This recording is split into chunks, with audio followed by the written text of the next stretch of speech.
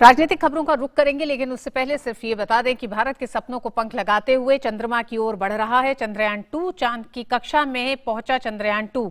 Chandrayaan 2 mission ने आज एक अहम पड़ाव पार किया है। अब आगे के सफर में 2 और 7 सितंबर होगा बेहद अहम दिन। चंद्रयान 2 की अभी तक की यात्रा और आगे के पड़ाव के बारे में जानेंगे विशेषज्ञों से न्यूज नाइट के अगले हिस्से में। लेकिन अभी जो बड़ी खबर आ रही है, दिन की बड़ी खबर यह भी रही है कि गिरफ्तार हो सकते हैं चिदम्बरम।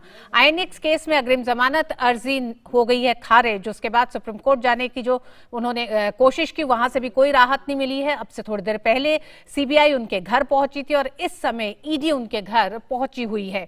और जो अन्य खबरें रहेंगी उसमें रहेगा जम्मू कश्मीर के में सामान्य हो रही है जिंदगी। कश्मीर में 96,000 टेलीफोन लाइनें में से 73,000 इस समय काम कर रही हैं। तो वहीं उपराष्ट्रपति की बाल्टिक देशों की 5 दिवसीय यात्रा में लातविया में हुए कई समझौते, उस पर भी होगी हमारी नजर। साथ ही साथ होगी कई और खबरें भी। लेकिन आइए सबसे पहले अभी तक की सुर्खियों पर नजर डालते हैं। आईएनएक्स मीडिया घोटाले से संबंधित भ्रष्टाचार एवं धन शोधन के मामलों में कांग्रेस नेता पी चिदम्बरम पर कसा शिकंजा। दिल्ली हाईकोर्ट से अग्रिम जमानत याचिका रद्द होने के बाद चिदम्बरम के घर पहुंची सीबीआई और ईडी की टीम।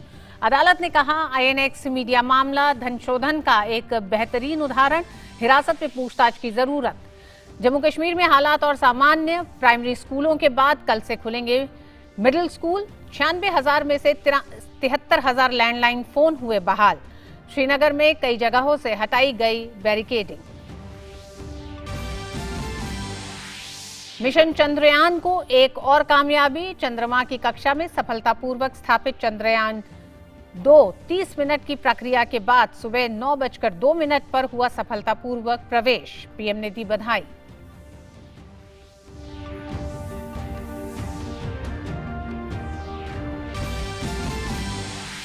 बाढ़ से बेहाल उत्तर भारत के कई राज्य। उत्तराखंड में अब तक 15 लोगों की मौत। राहत और बचाव कार्य में जुटी एजेंसियां। पंजाब हरियाणा में कई नदियों का जल स्तर बढ़ा, कई इलाकों में भरा पानी। दिल्ली में यमुना खतरे के निशान से पार। हजारों लोगों को कैंपों में भेजा गया। केंद्र ने कर्नाटक और हिमाचल प्रदेश को 4,432 करोड़ रुपए की सहायता का किया ऐलान। सिंगल यूज प्लास्टिक के खिलाफ पीएम की अपील का दिखा असर। लोकसभा सचिवालय ने संसद परिसर में केवल एक बार इस्तेमाल होने वाले प्लास्टिक और प्लास्टिक के अन्य सामान पर आज से लगाई पाबंदी। मलेशिया में जाकिर नाइक पर हुई सख्ती। मलेशिया ने विवादित उपदेश देने पर जाकिर नाइक पर लगाई पाबंदी।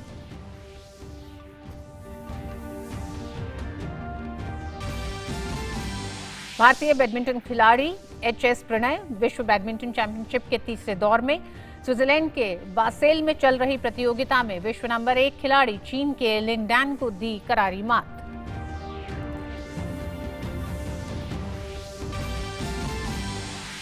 पूरे राजकीय सम्मान के साथ सुपुर्दे खाक हुए प्रख्यात संगीतकार खयाम। बॉलीवुड ने नम आंखों से दी विदाई।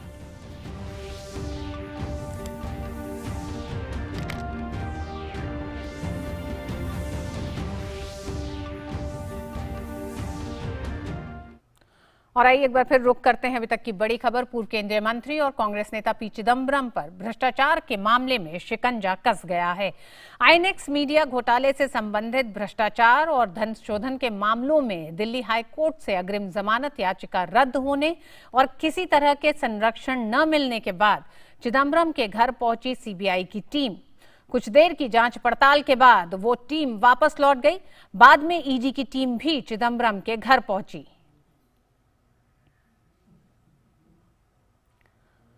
कांग्रेस नेता पी चिदम्बरम पर कसा है शिकंजा। सीबीआई के बाद ईडी की टीम पहुंची चिदम्बरम के घर।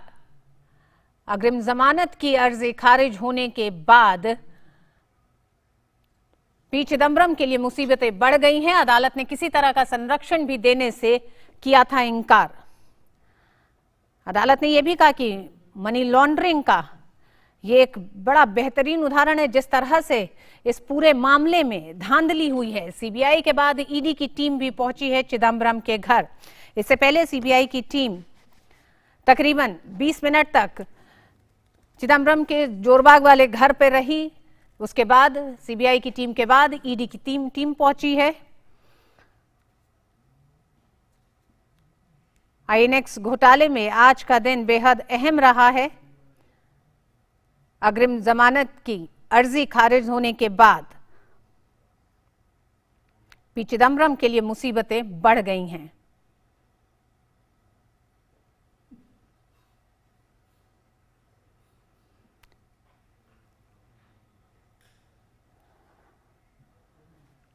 हमारे साथ इस समय फोन लाइन पर अजय विक्रम सिंह जुड़ गए हैं। अजय विक्रम, इस बात का अंदाजा था इस दिन में जिस तरह से उनकी अग्रिम जमानत की अर्जी खारिज हुई, उसके बाद ये अंदाजा लगाया जा रहा था कि शाम तक पी चिदम्बरम के लिए मुसीबतें बढ़ सकती हैं, जो कि साफ दिखाई दे रहा है। पहले सीबीआई की टीम पहुंची उनके घर जोरबाग और अब ईडी की टीम वहां पर मौजूद है। जी बिल्कुल ऋतु, चिदम्बरम की मुसीबतें इस लिहाज से बढ़ने वाली हैं क्योंकि अग्रिम जमानत की जो याचिका थी वो खारिज हो गई और जो एजेंसियां हैं वो पूरी कोशिश में रहेंगे कि आज रात में ही उन्हें गिरफ्तार कर लिया जाए। क्योंकि कल जो चिदम्बरम के वकील हैं वो सुप्रीम कोर्ट की ओर रुख करने वाले हैं। सुप्रीम कोर्ट क्या फैसला लेगा ये देखने वाली बात होगी। लेकिन जिस तरह से स्थितियां हैं वो साफ तौर पर इसी ओर इशारा करती हैं कि एजेंसियां पूरी तरह से मुस्तैद हैं। जो सीबीआई की टीम थी वो तकरीबन 3 गाड़ियों में सीबीआई के अधिकारी आए और यहाँ पर हालांकि चिदम्बरम अपने घर के भीतर मौजूद नहीं है, लेकिन उनके जो स्टाफ हैं उनसे बातचीत करके, उनसे पूछताछ करके चिदम्बरम कहाँ पर हैं इस बात की जानकारी की जा रही है और उनसे पूछ करके निकले और ईडी की टीम आई। और उसके बाद अभी की जो लेटेस्ट डेवलपमेंट है कि सीबीआई की टीम अभी फिर से अंदर में है और वो पूछताछ कर रही है। और प्रथम जो कोशिश है एजेंसियों की वो ये है कि वो जानने की कोशिश कर रहे हैं कि चिदम्बरम कहाँ हैं। चिदम्बरम ने अपना फ़ोन ऑफ कर रखा है। उनको जब जो उनसे संपर्क करने की कोशिश हम लोग भी कर रहे हैं वो नहीं हो पा रहा है क्योंकि उनका फ़ोन ऑफ है। अब उनके बारे में जानकारी उनका स्टाफ ही बता सकता है या फिर उनके परिवार के सदस्य बता सकते हैं। एजेंसी की पूरी कोशिश है कि आज रात में उन्हें गिरफ्तार कर लिया जाए। ये एक बहुत महत्वपूर्ण केस था। आईएनएक्स मीडिया का जो मामला था उसमें एफआईपीबी की जो क्लियरेंस देने में चिदम्बरम ने जो गड़बड़ी की थी और सबसे ये मामला अपराध इसलिए भी गंभीर हो जाता है क्योंकि उस समय चिदम्बरम वित्त मंत्री थे और वित्त मंत्री रहते हुए उन्होंने 305 करोड़ का जो आईएनएक्स मीडिया को क्लियरेंस दिया था एफआईपीबी का, वो एक मनी लॉन्ड्रिंग का बड़ा केस है। और आज जिस तरह से हाईकोर्ट ने जब अपना आदेश सुनाया उनके जो अग्रिम जमानत याचिका पर, उसमें भी ये साफ तौर पर कहा गया कि ऐसा लगता है कि वो इस पूरे मामले के किंग पिन थे। ये शब्द काफ़ी अहमियत रखता है और ये आगे जब जांच होगी ये और भी ज़्यादा महत्वपूर्ण हो जाएगा। और जब एजेंसियां जब गिरफ्तारी करेंगी चिदम्बरम की, उसके बाद इस पूरे मामले की और भी तह खुलने वाली है क्योंकि जिस तरह से इंद्राणी मुखर्जी अप्रूवर हो चुकी हैं इस पूरे केस में, अब तमाम और गवाह भी इकट्ठा होंगे और जो ज़रूरी जो कागजात हैं जो चिदम्बरम के पास होंगे और जो ज़रूरी जानकारियां हैं वो चिदम्बरम से निकलेंगी तो निश्चित तौर पर इस पूरे मामले का और बड़ा खुलासा होगा और चिदम्बरम के ऊपर जिस तरह से शिकंजा कसा जा रहा है वो इस पूरे मामले को हल करने की ओर ले जाएगा। जी ऋतु।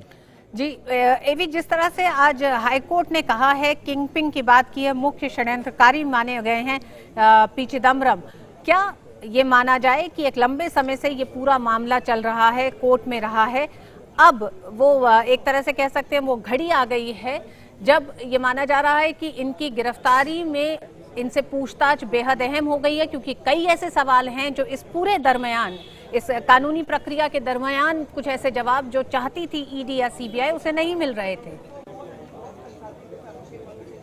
ऋतु, बिल्कुल ये पूरा मामला 2007 का है और हम जानते हैं कि उस वक्त में यूपीए की सरकार थी। इस वजह से ये पूरा मामला, इस पूरे मामले की जांच जिस तरह से बंद पड़ी थी, एक तरह से बहुत ही धीमी गति से चल रही थी और उसकी जो जांच की दिशा थी वो भी सही दिशा में नहीं जा रही थी। वो एक बहुत बड़ी इम्यूनिटी मिली हुई थी चिदम्बरम को क्योंकि सरकार में मंत्री भी थे, गृह मंत्री थे और एक प्रभावशाली नेता थे। उस प्रभाव का प्रयोग करते हुए एजेंसियों को खुला हाथ नहीं मिल पा रहा था जांच के लिए और एक वो बड़े वकील भी हैं, उन्हें कानून के जो पैंतरे हैं वो भी पता है, खास तौर से कि किस तरह से अदालत के भीतर टाइम को ज़्यादा समय तक खींचा जा सके। आप देख सकती हैं कि जिस तरह से अग्रिम जमानत की याचिका पर बार बार सुनवाई होती रही, इस पूरे मामले को भी जिस तरह से तेजी आई, उसके बाद भी अदालत में इस पूरे मामले को ले जाकर चिदम्बरम ने इम्यूनिटी प्राप्त करने की कोशिश की। लेकिन जिस तरह से हाई कोर्ट ने अपना आदेश सुनाया उसके बाद इम्यूनिटी लगभग खत्म हो चुकी है और एजेंसियां पूरी पूरी तरह से इस सरकार में जिस तरह से सख्त हैं, भ्रष्टाचार के खिलाफ और जांच में जिस तरह से तेजी हो रही है, वो निश्चित तौर पर एक बहुत बड़ी मुसीबत चिदम्बरम के लिए साबित हो सकती है। और अब ये पूरा मामला जब उनको गिरफ्तार करके पूछा जाएगा और जब गिरफ्तारी करके कोई भी मामले की जांच होती है तो जांच की दिशा और तेजी से बढ़ती है और जो जानकारियां हैं वो तेजी से मिल पाती हैं। ऋतु, मैं जो पीछे खड़ा हूं ये चिदम्बरम का घर है। ये बहुमंजिली आवास जो आप देख रहे हैं, चमचमाता हुआ घर 115A जोरबाग, यहाँ पर चिदम्बरम रहते हैं और उनके बेटे कार्ति चिदम्बरम रहते हैं। निश्चित तौर पर अभी इस घर के भीतर सन्नाटा छाया हुआ है, केवल स्टाफ है घर के भीतर। अब घर के सदस्यों की तलाश पूरी तरह से सीबीआई को है और पूरी तरह से जो जानकारी मिल रही है, सीबीआई के जो सूत्र हैं वो ये बता रहे हैं कि सीबीआई पूरी कोशिश करेगी कि आज रात में चिदम्बरम को गिरफ्तार कर लिया जाए, सुबह कोर्ट खुलने के पहले तक। जी हाँ एवी, और शायद यही वजह है कि आज कोर्ट ने कहा कि मनी लॉन्ड्रिंग का ये क्लासिक उदाहरण है। उन्होंने ये भी कहा कि ऐसे केस में यदि आरोपी को जमानत दी जाती है तो इससे समाज में बेहद खराब संदेश जाएगा। जिस तरह से ईडी और सीबीआई की पुलिस पी चिदम्बरम के घर पहुंची है, वहां कुछ हासिल नहीं हुआ है। ये अंदेशा आज दिन से ही, जब अग्रिम जमानत की अर्जी खारिज हो गई थी, तभी से ये अंदाजा लगाया जा चुका था कि अब पी चिदम्बरम के लिए मुसीबतें बढ़ेंगी। अभी तक की पूरी खबर पर विस्तार से जानकारी के लिए एवी बहुत बहुत शुक्रिया। इससे रिलेटेड अपडेट के लिए हम फिर आपका रुख करेंगे। शुक्रिया अभी के लिए। इससे पहले दिल्ली हाईकोर्ट ने चिदम्बरम की अग्रिम जमानत याचिका खारिज कर दी। अदालत ने कहा कि ऐसे मामलों में जमानत देने से समाज में गलत संदेश जाएगा। अदालत ने मामले में उच्चतम न्यायालय का दरवाजा खटखटाने के लिए गिरफ्तारी से अंतरिम राहत देने से भी इनकार कर दिया। न्यायालय ने कहा कि आईएनएक्स मीडिया मामला धन शोधन का एक बेहतरीन उदाहरण है, यानी क्लासिक उदाहरण है, और उसकी प्रथम दृष्टता राय है कि मामले में प्रभावी जांच के लिए उनसे हिरासत में पूछताछ की जरूरत है। कांग्रेस नेता और पूर्व केंद्रीय मंत्री पी चिदम्बरम को दोहरा झटका। दिल्ली हाईकोर्ट ने आईएनएक्स मीडिया घोटाले से जुड़े भ्रष्टाचार और मनी लॉन्ड्रिंग मामले में सुप्रीम कोर्ट का दरवाजा खटखटाने के लिए न केवल उनकी अग्रिम जमानत याचिका को खारिज कर दिया, बल्कि गिरफ्तारी से बचने के लिए अंतरिम राहत पर भी रोक लगा दी। आईएनएक्स मीडिया घोटाले से जुड़े भ्रष्टाचार और मनी लॉन्ड्रिंग मामले में चिदम्बरम की अग्रिम जमानत याचिका खारिज करने वाले न्यायमूर्ति सुनील गौर ने कहा कि ऐसे मामलों में जमानत देने से समाज को गलत संदेश जाएगा। उन्होंने ये भी उल्लेख किया कि कांग्रेस नेता ने जांच एजेंसियों के सवालों का सही ढंग से जवाब नहीं दिया, जबकि अदालत ने उनको गिरफ्तारी से राहत दे रखी थी। इससे कांग्रेस के वरिष्ठ नेता और उनकी कानूनी टीम लाजवाब हो गई। हाईकोर्ट के आदेश के बाद वरिष्ठ अधिवक्ता कपिल सिब्बल, अभिषेक मनु सिंघवी और सलमान खुर्शीद शीर्ष अदालत पहुंचे, जहां पर उन्हें तत्काल सुनवाई के लिए बुधवार को उच्चतम न्यायालय में मामले का उल्लेख करने के लिए कहा गया। Now we have come to court. We requested the Chief Justice. He said, "You please move the senior most judge tomorrow morning." CBI ने वित्त मंत्री के रूप में चिदम्बरम के कार्यकाल के दौरान 2007 में 305 करोड़ रुपए के विदेशी धन प्राप्त करने के लिए मीडिया समूह को दी गई FIPB मंजूरी में अनियमितता का आरोप लगाते हुए 15 मई 2017 को एक प्राथमिकी दर्ज की थी। ईडी ने 2018 में इस संबंध में मनी लॉन्ड्रिंग का मामला दर्ज किया था और सीबीआई ने उनको पूछताछ के लिए बुलाया था। 30 मई 2018 को सीबीआई के भ्रष्टाचार मामले में अग्रिम जमानत याचिका की मांग करते हुए चिदम्बरम ने दिल्ली उच्च न्यायालय का रुख किया, जबकि 23 जुलाई को वो ईडी के मनी लॉन्ड्रिंग मामले में अग्रिम जमानत के लिए दिल्ली हाईकोर्ट चले गए। इसके बाद 25 जुलाई 2018 को उनको दोनों मामलों में गिरफ्तारी से अंतरिम राहत मिल गई। दिल्ली हाईकोर्ट ने जनवरी 2019 में दोनों मामलों में उनकी अग्रिम जमानत सुरक्षित रखी। अनिल पूनिया और विकास सारथी के साथ news night desk, DD news. और ईडी और सीबीआई दोनों ही पी चिदम्बरम की खोज कर रही हैं। अभी तक की जो जानकारी मिल रही है, चिदम्बरम के सभी फोन स्विच ऑफ हैं। इस पर और अपडेट हम आपको देते रहेंगे। बढ़ते हैं अगली खबर की तरफ। श्रीहरिकोटा से लॉन्चिंग के 29 दिन बाद चंद्रयान 2 ने चांद पर पहुंचने के अपने सफर के सबसे मुश्किल पड़ावों में से एक को पार कर लिया है। सुबह 9:03 पर वह चंद्रमा की कक्षा में प्रवेश कर गया। चंद्रयान 2 मिशन का अगला अहम कदम 2 सितंबर को, जब लैंडर ऑर्बिटर से अलग होगा।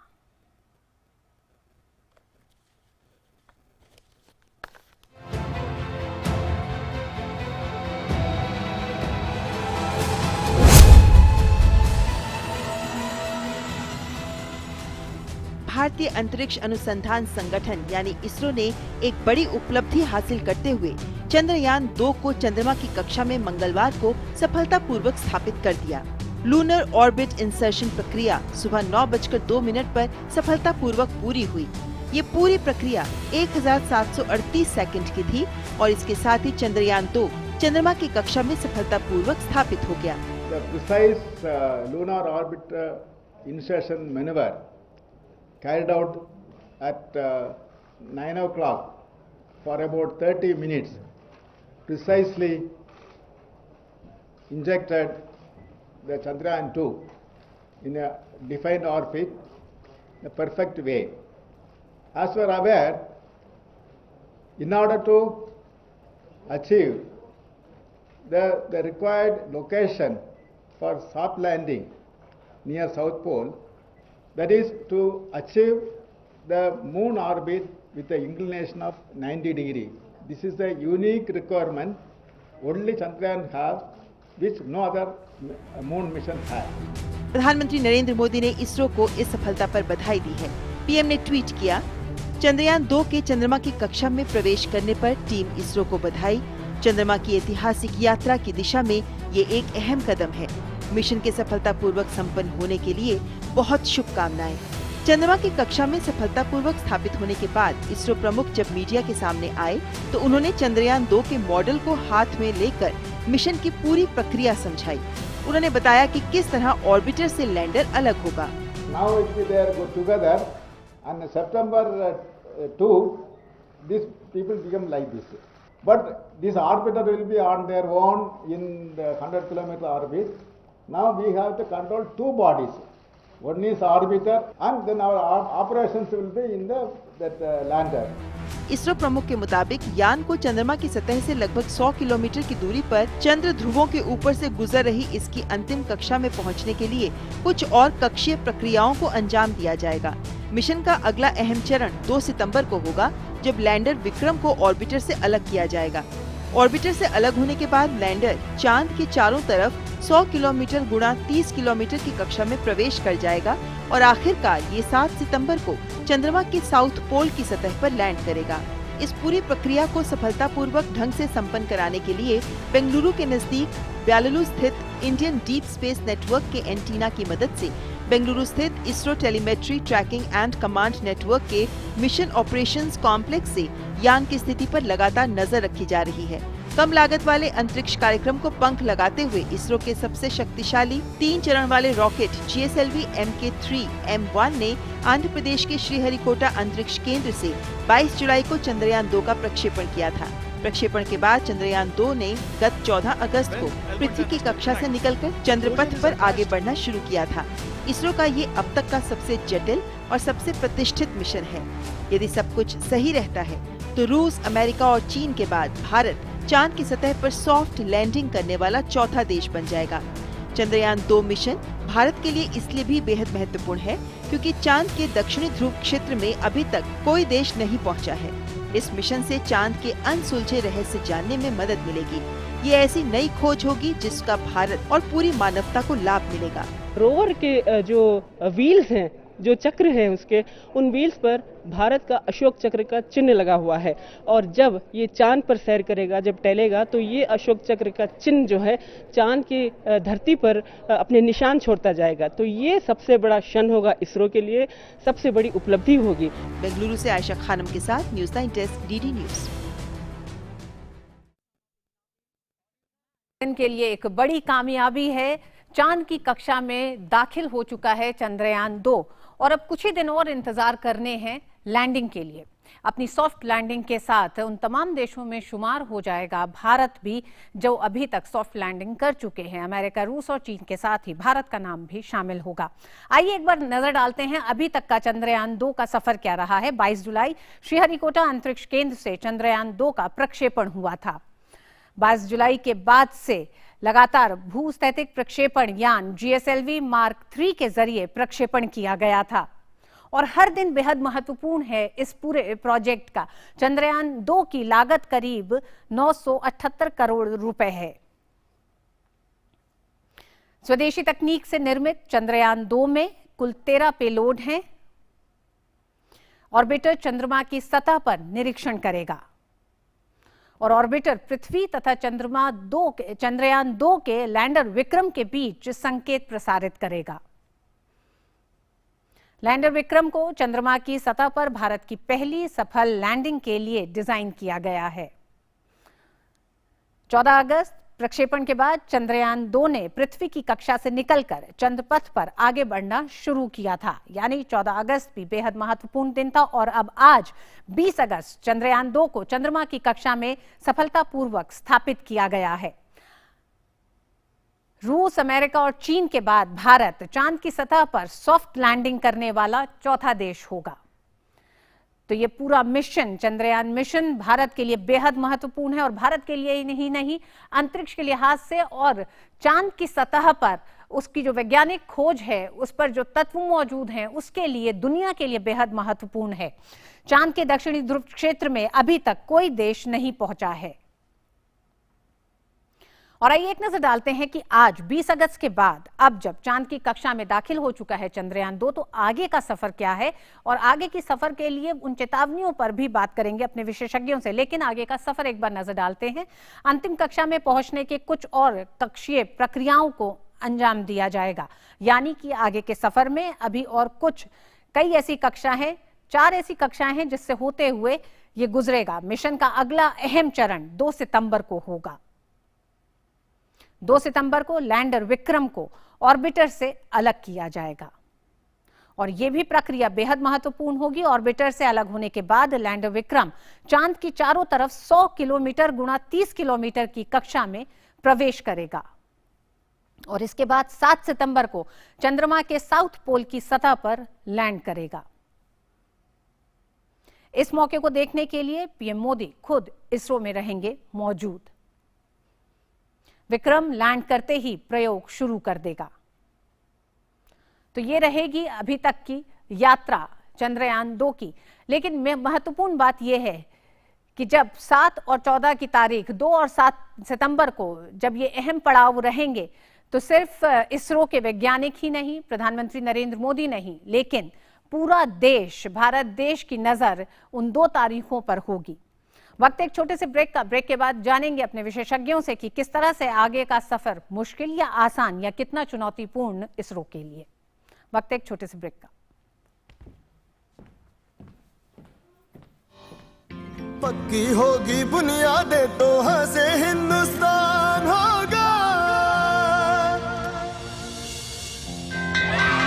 पहले करो शुरुआत करो, करो तो पक्की बात करो। पहले करो शुरुआत करो, करो तो पक्की। वंडर सीमेंट, एक परफेक्ट शुरुआत।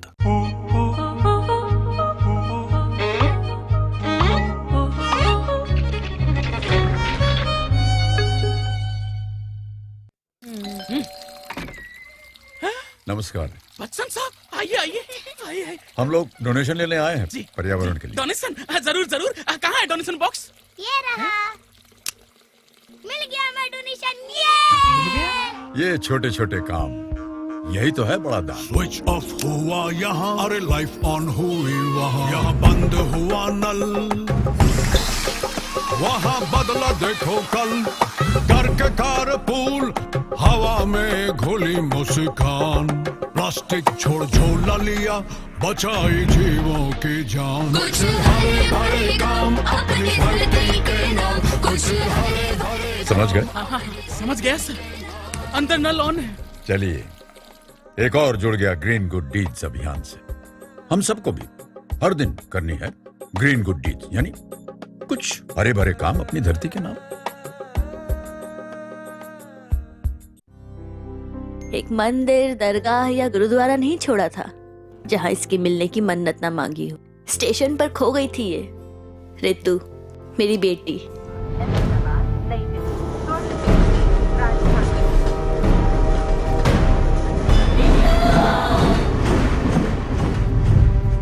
और देखो ना, ये मिली भी तो कैसे, इन उंगलियों के निशान से।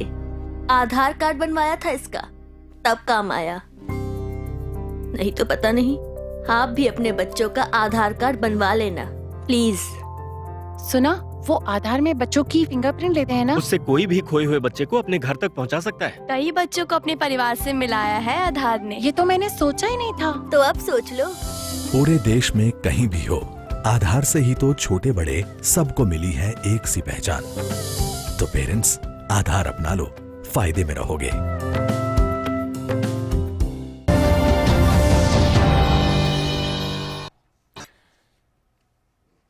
इसरो की कामयाबी और चंद्रयान 2 के महत्वपूर्ण पड़ाव, यानी कि आज जब वो चांद की कक्षा में दाखिल हो गया चंद्रयान 2, तो इससे आगे का सफर क्या है और अभी तक की सफलता को किस तरह से देखते हैं विशेषज्ञ, उस पर आज हम बात कर रहे हैं। हमारा विशेष है चंद्रयान 2 पहुंचा चांद के और नजदीक।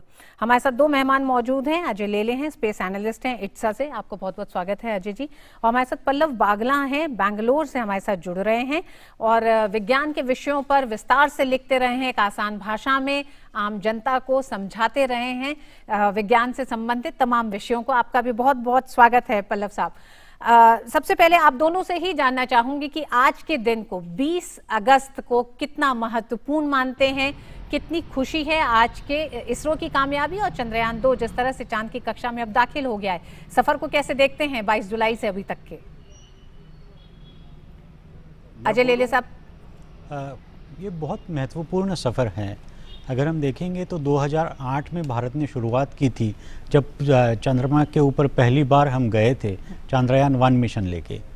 वो मिशन में और आज के मिशन में फ़र्क ये है कि उस समय हमने खाली एक ऑर्बिटर चंद्र की कक्षा में विस्थापित किया था और उसने आने वाले 9 महीनों में काफ़ी सारे फ़ोटोग्राफ्स लिए थे और हमने वो फ़ोटोग्राफ्स का एनालिसिस करके कोई अनुमान निकाले थे। लेकिन इस बार हम वैसा ही एक ऑर्बिटर भी भेज रहे हैं और उसके साथ एक रोबोटिक इक्विपमेंट है जिसको हम लैंडर और रोवर सिस्टम कहते हैं।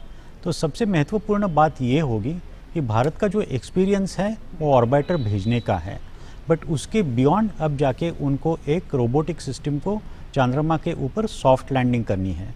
ये सबसे महत्वपूर्ण और बहुत बड़ी चुनौती वाली चीज़ होगी, क्योंकि after landing orbiter, after landing a rover and a lander, आप ऑब्जर्वेशंस लेना शुरू कर देंगे। चंद्रमा के ऊपर आपका रोवर जाएगा और वो वहाँ से ऑब्जर्वेशंस लेगा। आपने देखा होगा तो लैंडर और रोवर में अलग अलग तरह के सेंसर्स हैं। लैंडर के जो सेंसर्स है वो बेसिकली टेम्परेचर के बारे में जानकारी करेंगे जहाँ पे लैंडर विस्थापित होगा। 10 सेंटीमीटर नीचे के स्तर के टेम्परेचर के बारे में भी जानकारी होगी, अर्थक्वेक के बारे में भी कुछ जानकारी मिलेगी। और आपका जो रोवर होगा वो एक परिक्रमा करता रहेगा और वो परिक्रमा के दौरान उसको जो मिनरल्स दिखेंगे उसका वो असेसमेंट करेगा और ये पूरी जानकारी आप ऑर्बिटर के जरिए आपका जो मेन सेंटर है बैंगलोर में वहाँ तक पहुँचाएंगे। तो ये बहुत महत्वपूर्ण इसलिए है क्योंकि आप 2-3 खोजें करने वाले हैं। पहली चीज़ तो अजय लेले साहब, हम इस पे आएंगे कि आगे के सफर में क्या क्या हासिल होगा और कितनी चुनौतीपूर्ण भी है, लेकिन उससे पहले पल्लव बागला साहब, आप बेंगलुरु में ही हैं। पल्लव साहब, कैसा महसूस होता है? आज का ये पड़ाव बेहद महत्वपूर्ण था और इसरो चीफ का भी कहना है कि हमारी दिल की धड़कनें थम सी गई थी सुबह।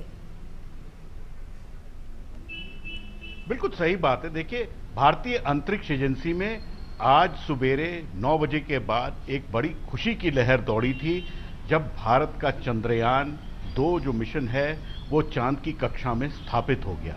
ये बड़ा अहम पड़ाव था, जैसे अजय ने समझाया। उसको अगर मैं थोड़ा विस्तार से समझाऊं, अगर आज का कार्यक्रम सही तरीके से पूरा नहीं होता तो चंद्रयान 2 जो था वो कहीं ना कहीं फेलियर की ओर बढ़ जाता। अगर वो चांद की कक्षा में स्थापित नहीं होता, या तो वो डीप स्पेस में चला जाता या चांद की सतह से क्रैश कर जाता। इसरो ने इसको कामयाबी से पूरा किया और इसके लिए सारा भारत जो है वो उनको बधाई देता है और इसरो में तो इसकी बहुत खुशी की लहर है। आने वाले टाइम में हमें उम्मीद करनी चाहिए कि अब भारत एक कदम आगे बढ़ गया भारत के अपने झंडे को चांद की सतह पर पहुंचाने के लिए।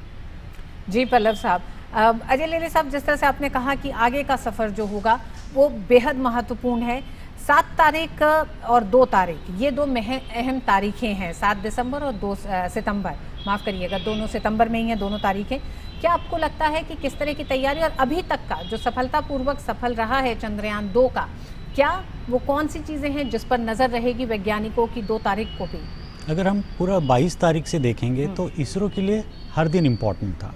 हमें लगता है कि एक पर्टिकुलर मिशन डे इम्पॉर्टेंट रहता है, लेकिन उनके लिए तो पूरा चंद्रमा के ऊपर जो प्रवेश चल रहा था वो व्हीकल का, वो हर दिन वो उसका हेल्थ को मॉनिटर कर रहे थे।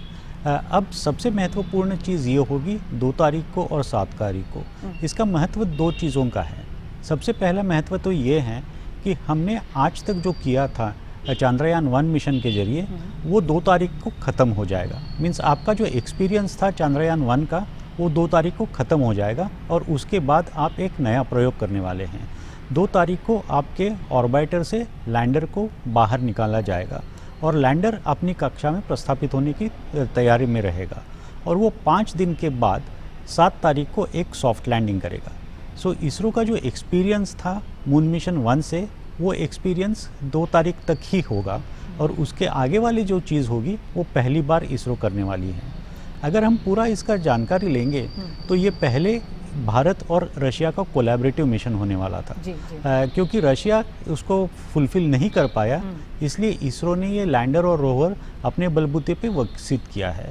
सो हमें ये देखना है कि भारत का जो वैज्ञानिक प्रवास हो रहा है और जो खोजबीन हो रही है वो किस हद तक हम सक्सेसफुल होते हैं, क्योंकि हमने देखा होगा परसेंटेज के जरिए कि 38% लोगों को ही सक्सेस मिला है ऐसे मिशंस में। रिसेंटली इजराइल जैसा एक वो टेक्नोलॉजिकली प्रबल देश है, उसको भी फेलियर हुआ है मंथ ऑफ अप्रैल में। तो इसरो के लिए बहुत महत्वपूर्ण होगा, बहुत चैलेंजिंग होगा, क्योंकि रशिया ने जब बोला था कि हम ये कर नहीं पाएंगे तो इसरो ने अपने ऊपर वो चैलेंज लिया था और वो खरा करके उतरे हैं। अब बस अंतिम चरण की दिशा में हमारा प्रवास चल रहा है। जी हाँ, बहुत शुभकामनाएं। जिस तरह से आप बता रहे हैं कि 2 तारीख तक जो चंद्रयान 1 का जो भारत का अनुभव रहा है वो वहाँ तक का है, अब उसके आगे से एक नया अनुभव होगा जो कि नई चुनौतियाँ भी, नई घबराहटें भी, और जैसा कि इसरो चीफ सिवन साहब ने कहा है कि सॉफ्ट लैंडिंग कराने की प्रक्रिया के दौरान स्थिति काफ़ी अलग और तनाव भरी होगी, क्योंकि इसरो ने ऐसा पहले कभी नहीं किया है। पल्लव साहब, आप बेंगलुरु में हैं, वैज्ञानिकों के बीच में हैं, किस तरह से लग रहा है कि 2 तारीख को लेकर बड़ी चुनौती है? जिस तरह से अजय लेले साहब भी बता रहे हैं कि वहां तक का अनुभव तो भारत का रहा है, उससे आगे का जो सफर है वो भारत के लिए भी नया है, और सक्सेस रेट की जो उन्होंने बात की है वो भी कहीं ना कहीं कुछ चिंताएं कहें या चुनौतियां बड़ी बनाती है। देखिए, चुनौतियां अंतरिक्ष मिशन में जरूर होती हैं। इसरो जो है इसको आसानी से पूरा करता है, और कहीं ना कहीं भारतीयों को अब लगने लगा है कि इसरो जो करता है वो इतनी आसानी से पूरा करता है कि ये आसान काम है। ये आसान काम नहीं है, ये बहुत मुश्किल काम है। हाँ, इसरो ने अभी तक चंद्रयान 2 का सफर सफलता से किया है, तो मुझे ऐसी उम्मीद है कि आने वाला जो टाइम है जिसमें कई अहम क्षण हैं वो भी इसरो कामयाबी से पूरा करेगा। जैसे अजय ने कई बारी बताया, ये साइंटिफिक सैटेलाइट है। हाँ, इससे हम अपना झंडा चांद की सतह पे पहुंचा रहे हैं, लेकिन उसके साथ साथ ये साइंटिफिक मिशन है जिसमें साइंस के नई खोज होने की उम्मीद है, क्योंकि हम चांद के दक्षिणी ध्रुव पे जा रहे हैं जहां पे पानी की खोज करनी है, और आगे आने वाले टाइम में अगर कभी रिहाइश होनी है चांद पे तो उसमें भारत का कंट्रीब्यूशन बड़ा अहम रहेगा। कहीं ना कहीं अगर मिनी इंडिया बनाना है हमने धरती की कक्षा के बाहर, तो शायद चांद पे हो, और शायद वो चांद के दक्षिणी ध्रुव पे हो, और वहां पे चंद्रयान 1 और चंद्रयान 2 दोनों का नाम बड़े स्वर्णिम अक्षर में लिखने की पूरी उम्मीद है, क्योंकि इसरो जो कम पैसे में करता है उसको सफलता से पूरा करके ऐसा दिखाता है दुनिया को कि और भी उसकी पथ पर चलना चाहते हैं। पल्लव साहब, हमने इससे पहले देखा कि कई ऐसे मिशन हुए हैं, चंद्रयान 1 था और उसके बाद भी कई ऐसे एक तरह से कह सकते हैं एक्सपेरिमेंट भी हुए, लेकिन जनता के बीच आज जिस तरह से प्रेस कॉन्फ्रेंस की गई है, बताया गया है, और अंत में इसरो चीफ ने ये कहा कि मैं आपके बीच इस पूरी जानकारी को विस्तृत इतने विस्तार से इसलिए लेके आया हूं कि आप सब लोग एक शुभकामनाएं दें और ये सफल हो हमारा मिशन। क्या आपको लगता है पिछले कुछ सालों में किस तरह का बदलाव है जो आप देख रहे हैं कि जनता के बीच भी इसरो के तमाम इस तरह के अनुभवों को लेकर और इस तरह के एक्सपेरिमेंट, इस तरह के प्रयोगों को लेकर चंद्रयान 2 के साथ जनता का जुड़ाव भी काफ़ी मतलब दिखाई दे रहा है 22 जुलाई से? बिल्कुल, देखिए इसरो जो है, मैंने कई बारी कहा है, वो भारत की डार्लिंग है और वो सफलता जब करती है तो कहीं ना कहीं भारत के जो 1.3 बिलियन नागरिक हैं वो इसरो से कहीं ना कहीं लगाव में जुड़ना चाहते हैं। और उसमें ये कहना बिल्कुल गलत नहीं होगा कि भारत के प्रधानमंत्री नरेंद्र मोदी साहब, जिनको मैंने अक्सर 2014 से आज तक स्पेस बफ कहा है, वो स्पेस की जानकारी रखते हैं और स्पेस के प्रोग्राम पे निगरानी रखते हैं और कहीं ना कहीं गवर्नेंस में स्पेस को किस तरह से यूज किया जाए उस पर बड़ी पैनी नजर रखते हैं। वो मंगलयान जब मंगल ग्रह की कक्षा में गया था तब भी मिशन ऑपरेशन सेंटर में रहे थे और अब उन्होंने ये भी ऐलान किया है कि जब चंद्रयान 2 7 सितंबर को चांद की कक्षा में जाएगा तब वो मध्य रात्रि में कहीं ना कहीं से इसरो के इस बड़े प्रोग्राम से जुड़ेंगे। तो जब प्रधानमंत्री खुद इतना लगाव रखते हैं भारतीय अंतरिक्ष एजेंसी से और भारत की जनता इसके रुझान पे और इसके काम पे सराहना करती है तो ऑटोमेटिक सी बात है कि यहाँ पे मोराल हाई है। आपने एक चीज मुझसे शुरू में पूछी थी कि यहाँ पे कैसा माहौल है। अगर आज के हाल के जो माहौल है उसमें कहा जाए तो इसरो का जोश हाई है। इसरो का जोश हाई है। हमारे दोनों मेहमानों का लगातार ये कहना है कि आने वाले समय में इसरो के 2 पड़ाव जो हैं 2 सितंबर और 7 सितंबर चंद्रयान 2 के लिए बेहद महत्वपूर्ण है, जब ऑर्बिटर से लैंडर निकलेगा और फिर उसके बाद आगे की प्रक्रिया होगी और इन दोनों को बेहद कामयाबी के साथ इसरो अंजाम देने में पूरी तरीके से मजबूती से काम कर रहा है और ये पूरा जो मिशन है चंद्रयान 2 सफल मिशन कहलाएगा आने वाले समय में। इन शुभकामनाओं के साथ बहुत बहुत शुक्रिया आप दोनों ही मेहमानों का हमारे साथ जुड़ने के लिए। शुक्रिया। वक्त एक छोटे से ब्रेक का। ब्रेक के बाद देखते हैं कुछ और खबरें। देखते रहिए न्यूज़ नाइट।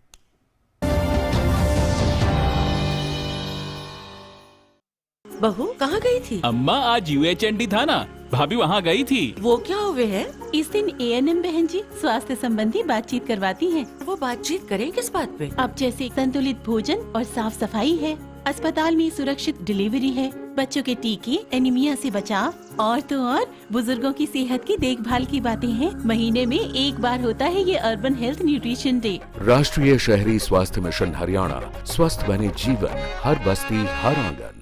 हेलो, कौन? नमस्कार मैडम जी हम 10 वही जो बच्चों को देते हैं बड़ा काश। सोचा आपको बता दें कि हम फिर मिलने आ रहे हैं आपके बच्चे से, उसकी तबीयत बिगाड़ेंगे। दस्त ऐसे दस्तक देकर नहीं आते, तो दस्त के लिए तैयार रहना। घर में ORS और जिंक है ना? दस्त की इलाज में देरी हुई तो शरीर में पानी और पोषण की कमी जानलेवा हो सकती है। इसलिए दस्त शुरू होते ही ORS और जिंक शुरू करें। दस्त के लिए तैयार रहना। घर में ORS और जिंक है ना? शॉपिंग साइट पर श्वेता ने देखा एक सुंदर हार। उसका डिजाइन देखकर हो गई वो बेकरार। झटपट उसने बुक किया और एडवांस में पेमेंट किया। लेकिन ये क्या, ये नहीं था वो हार जिससे श्वेता को हुआ था प्यार। शॉपिंग साइट के इस व्यवहार से श्वेता तो हुई हैरान परेशान। आप भी शॉपिंग साइट से खरीदारी करते समय रहें सावधान। जानें उनके नियमों को, टर्म्स एंड कंडीशंस का रखें ध्यान। जागो ग्राहक जागो। हाय माँ। मैं बात करूंगी। सुनो। जी मैडम जी। क्या नाम है तेरा? शीला। बच्ची का ख्याल रखा है कभी? जी। कहाँ रहती है? वो खोली। घर में कौन कौन है? इलेक्शन कार्ड है या पैन कार्ड? माँ ये सब कैसे होगा? वही तो मैडम जी, हमारे पास तो ये होता है। That's okay. Thank you, Sheila. अरे ऐसे कैसे भरोसा कर लिया? चोरी का या नकली आईडी भी तो हो सकता है। माँ असली आईडी है। अच्छा, आधार? आधार तो ऑनलाइन वेरीफाई भी हो सकता है, बाकी कोई आईडी नहीं, समझी? अरे तो पहले बताना चाहिए था ना। ले शीला जी। आधार है तो भरोसा है और हमारी पहचान भी। आधार है तो अब गरीबों को भी अपनी पहचान मिली है और हमारे अपनों को मिली है सुरक्षा। तो आप भी आधार अपना लो, फायदे में रहोगे।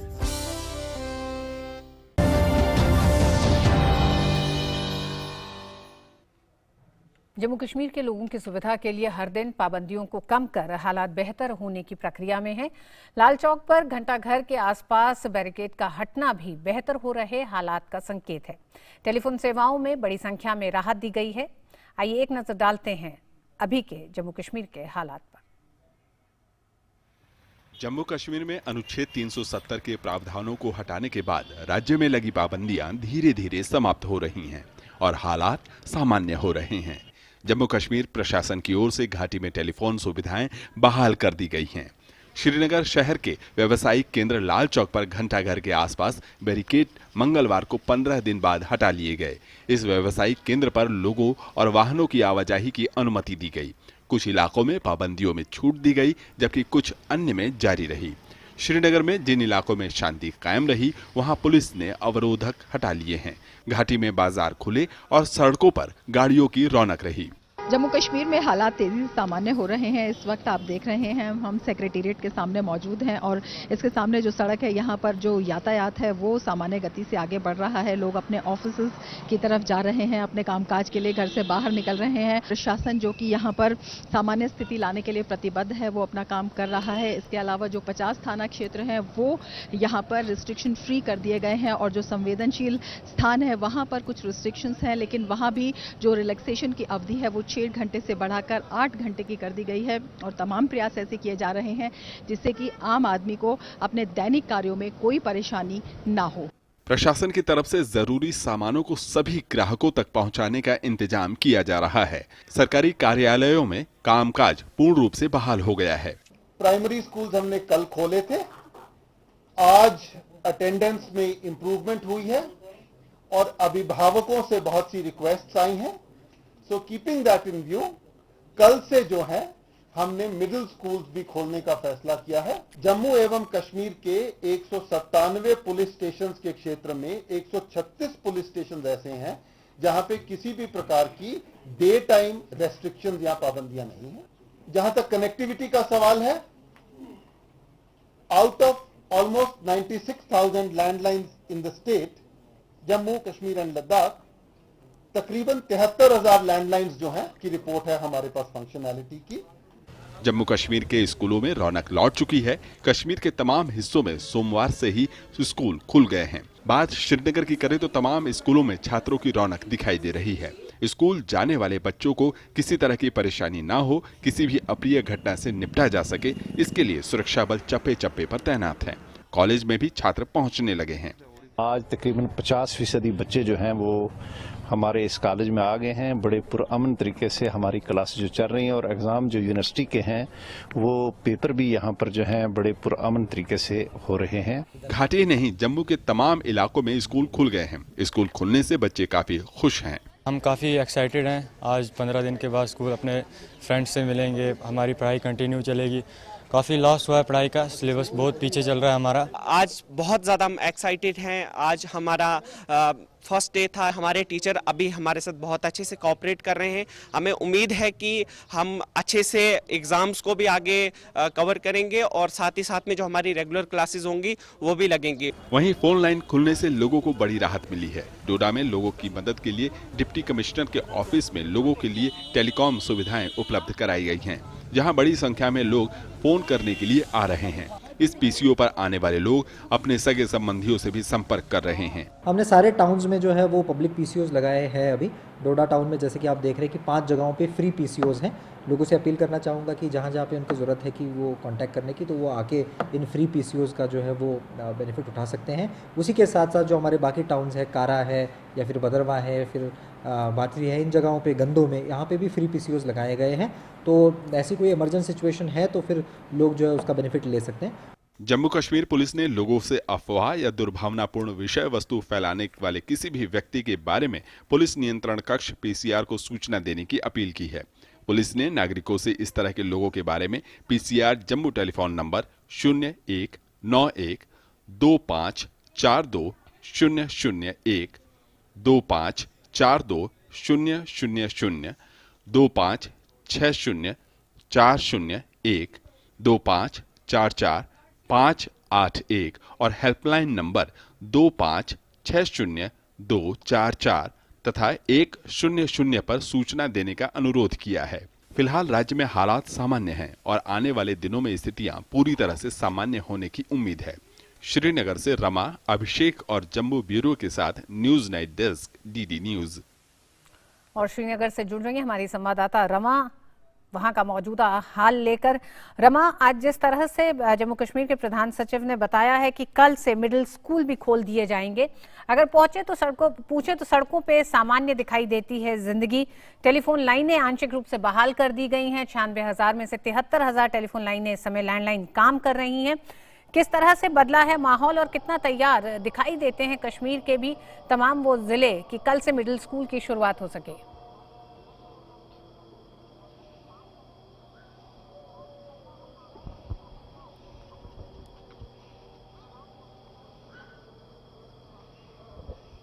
बिल्कुल ऋतु, यहाँ पर लगातार स्थिति जो है वो सामान्य से बेहतर होती जा रही है और जिस तरह से प्राथमिक कक्षाओं को खोला और उसके बाद जो अटेंडेंस थी आज की वो जो है पहले से बेहतर नजर आई और उसी के आधार पर जो माध्यमिक कक्षाएं हैं अब कल वो खुलेंगी। और साफ तौर पर जो प्रधान सचिव है उनका कहना था कि जो पेरेंट्स हैं और जो स्टूडेंट्स हैं उन्होंने रिक्वेस्ट की थी और उनकी फीडबैक के आधार पर ये सब कदम लिए जा रहे हैं। तो एक काफ़ी अच्छा संकेत इसे कह सकते हैं। जबकि स्टूडेंट्स हैं वो पढ़ना चाहते हैं, जो पेरेंट्स हैं वो उन्हें स्कूल में भेजना चाहते हैं और वो चाहते हैं कि ज़्यादा से ज़्यादा संख्या में जो शिक्षा का ये जो एक प्रक्रिया है वो एक दोबारा से तेज़ हो, दोबारा से आगे बढ़े। इसके अलावा जो कम्युनिकेशन की बात थी, फ़ोन लाइन्स है, 73,000 फ़ोन लाइन्स जो हैं वो काम कर रही हैं और कोशिश ये की जा रही है कि सभी फ़ोन लाइन्स को जो है बहाल कर दिया जाए।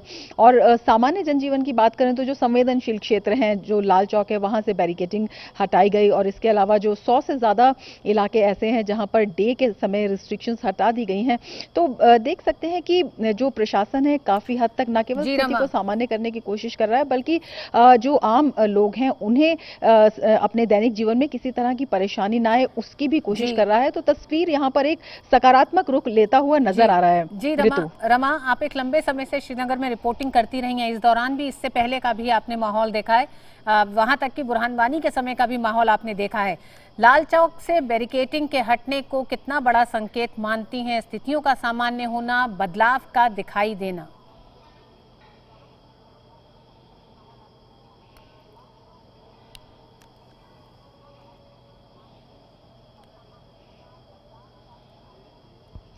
बिल्कुल, स्थिति का सामान्य होना तो है ही, एक बड़ा बदलाव ये दिखाई देता है क्योंकि काफ़ी संवेदनशील इलाका वहाँ पर माना जाता है। और प्रशासन की प्रतिबद्धता देखिए, जो प्रशासन ने एक कमिटमेंट जनता से किया कि जो सामान्य जीवन बहाली है वो होगी, सुरक्षा की स्थिति है वो मजबूत होगी। और सबसे बड़ी बात यह है कि जो लोग हैं वो यहाँ पर प्रशासन को कोऑपरेट कर रहे हैं, प्रशासन के साथ सहयोग कर रहे हैं और जिस तरह से जो भ्रामक वातावरण पैदा करने वाले लोग थे उन्हें कहीं ना कहीं लोगों ने पछाड़ दिया है। संवेदनशील इलाकों से इस तरह की बैरिकेडिंग हटना या इस तरह की रिस्ट्रिक्शंस का हटना एक बड़ा संकेत है कि लोगों की मानसिकता में एक बड़ा बदलाव आ रहा है। युवा अब समझ रहे हैं कि उनका जो भविष्य है वो पत्थर से नहीं बल्कि उनका भविष्य आगे विकासात्मक योजनाओं से यहाँ पर जो उनके लिए जॉब अपॉर्चुनिटीज आएंगी उनसे बनता हुआ दिखाई देता है।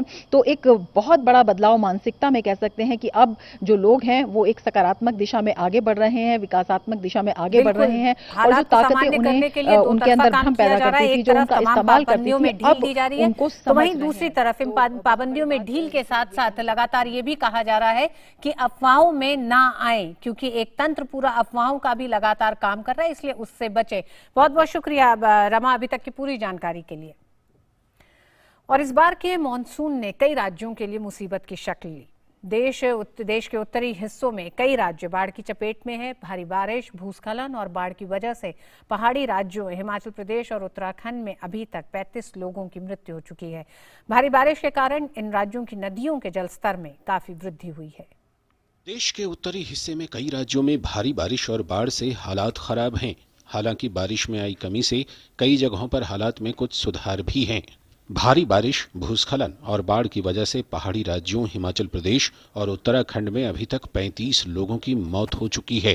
पंजाब और हरियाणा के कई हिस्सों में भी बाढ़ जैसी स्थिति बन गई है। सबसे पहले बात राजधानी दिल्ली की करें तो यहाँ यमुना नदी खतरे के निशान से ऊपर बह रही है और किनारे बसे कई इलाकों और घरों में पानी फैल गया है।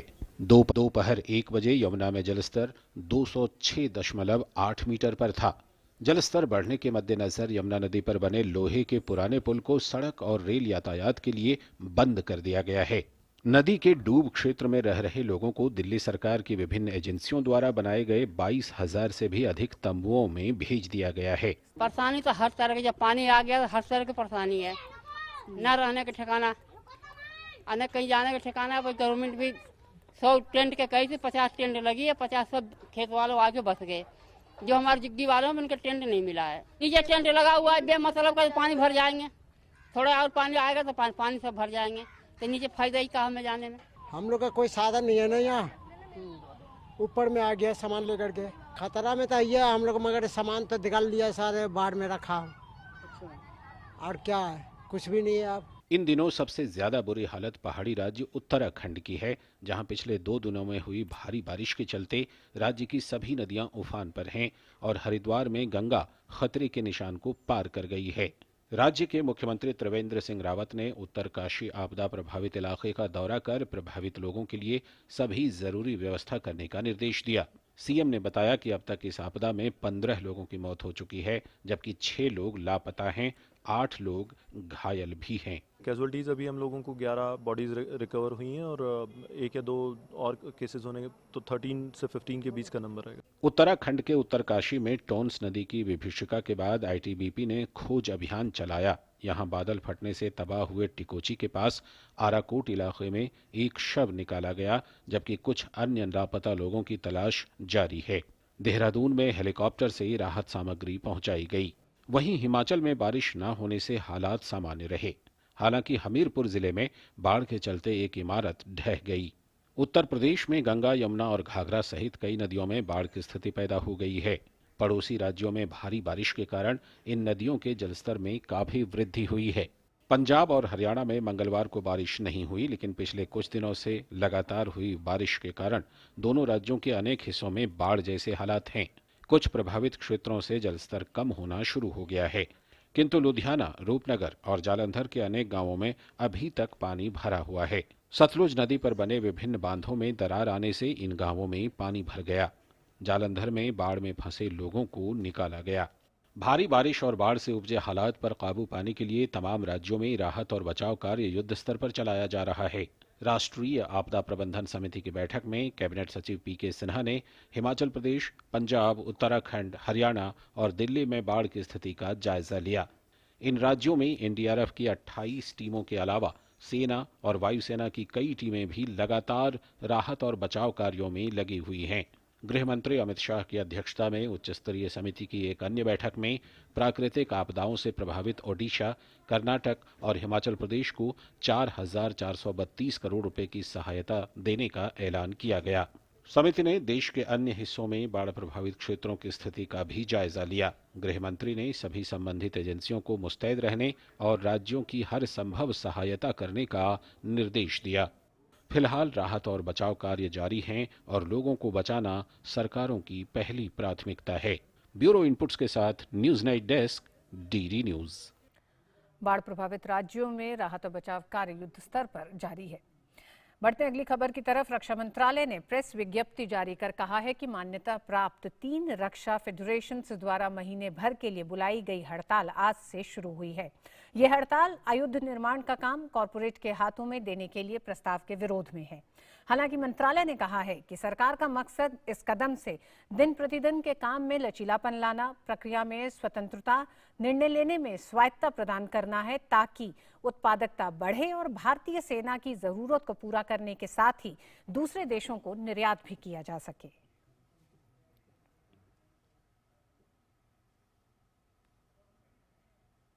और आइए एक नजर डालते हैं देश के अन्य राज्यों में क्या रही हैं बड़ी खबरें।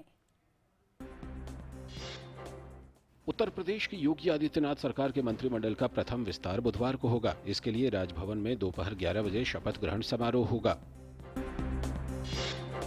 महाराष्ट्र सरकार ने किसानों के लिए ऋण माफी, प्रधानमंत्री आवास योजना के तहत बना अपना घर गंवा बैठने वालों के लिए नए मकान, मुफ्त खाद्यान्न जैसे विभिन्न कदमों की घोषणा की है।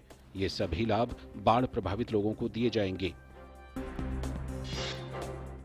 ओडिशा सरकार ने रासायनिक, पेट्रो रासायनिक और धातु क्षेत्रों से जुड़े 2.04 लाख करोड़ रुपए के 5 निवेश प्रस्ताव को आज मंजूरी दे दी। राज्य के मुख्यमंत्री नवीन पटनायक की अध्यक्षता में आयोजित उच्च स्तरीय मंजूरी प्राधिकरण HLCA की बैठक में इन प्रस्तावों को मंजूरी दी गई।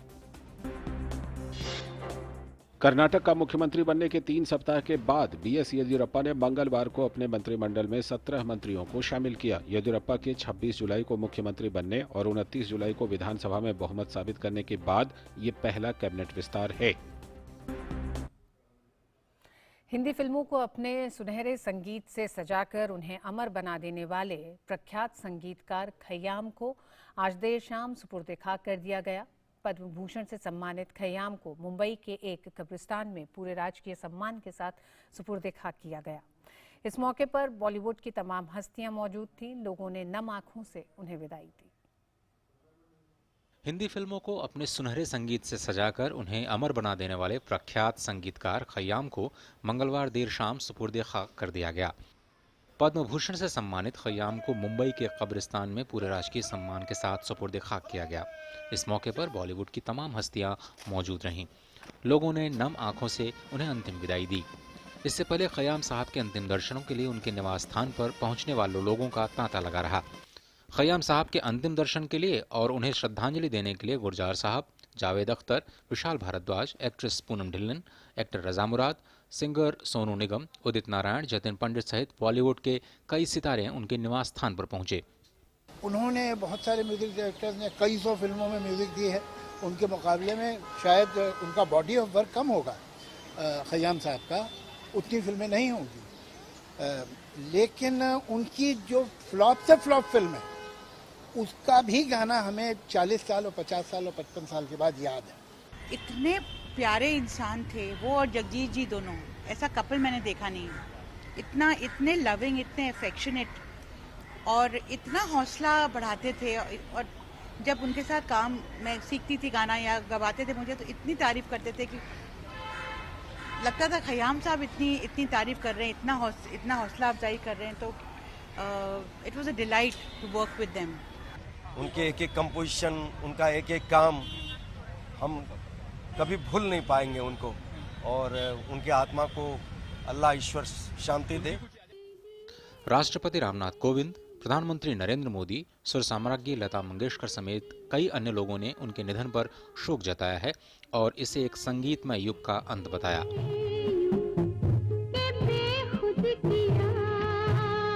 पंजाब में जन्मे खय्याम ने संगीतकार के तौर पर अपने करियर की शुरुआत की हीर राझा से। खय्याम ने कभी कभी उमराव जान, त्रिशूल, नूरी, बाजार, रजिया सुल्तान जैसी फिल्मों को संगीत दिया। इन आंखों की मस्ती के, बड़ी वफा से निभाई हमने, फिर छिड़ी रात, बात फूलों की जैसे गीत रचने वाले खय्याम ने अनेक शानदार गीत भी लिखे। और अपने सदाबहार गानों की वजह से अमर रहेंगे खय्याम साहब। हमें दीजिए इजाजत। न्यूज़ नाइट में डीडी न्यूज़ पे खबरें जारी रहेंगी। नमस्कार।